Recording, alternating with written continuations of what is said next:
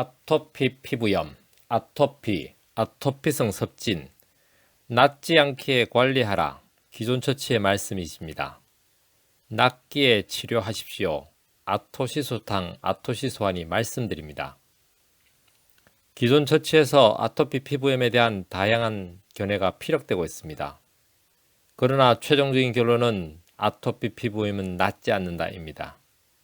그러기에 어쩔 수 없이 아토피 피부염은 한번 발생하면 낫지 않기에 관리해야 한다라고 기존 처치는 말씀하십니다.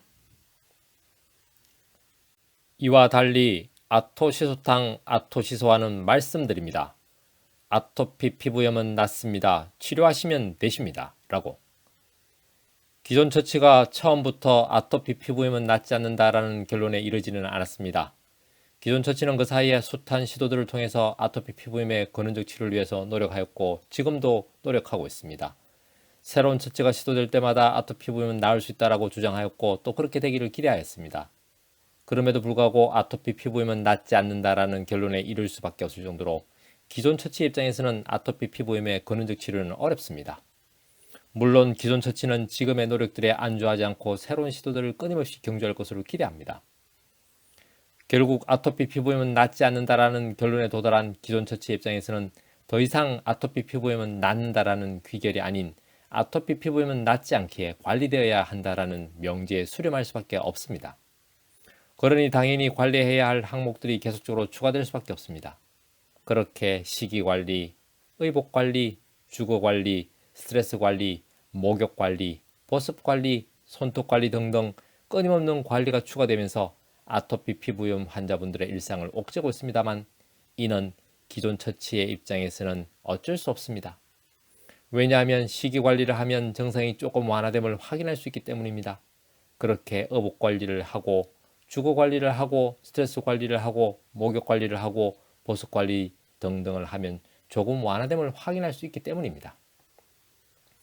그러나 구체적으로 식이관리, 의복관리, 주거관리, 스트레스관리, 목욕관리, 보습관리 등으로 아토피 피부염을 관리해 보시면 때로는 증상이 완화되다가 때로는 증상이 악화됨을 확인하시게 되십니다. 즉 알려진 관리법조차도 일관적인 증상의 완화에 도움이 되지 않는다는 사실을 확인하시게 되십니다. 아토피 피부염 환자에 따라서 증상에 따라서 상황에 따라서 때로는 증상이 완화되는 관리법이 때로는 증상을 악화시키기도 하기에 정말 혼란스러움을 느끼시게 되십니다. 결론적으로 기존 처치 입장에서는 아토피 피부염은 나을 수 없다. 그래서 관리되어야 한다. 그러나 관리조차도 증상의 완화와 악화를 반복시키기에 관리법을 바꿔가면서 관리하라 라고 말씀드릴 수밖에 없습니다. 그러나 아토피 피부염은 낫습니다. 따라서 복잡하고 다양한 기존 처치의 관리법에 너무 신경 쓰지 마십시오. 오직 아토시소탕, 아토시소환의 복용만으로 근원적 치료를 도와드리니 일상을 그대로 영위하십시오. 한의학은 과학입니다. 한의학은 철학입니다. 건강은 균형입니다. 동양 한의원은 균형입니다.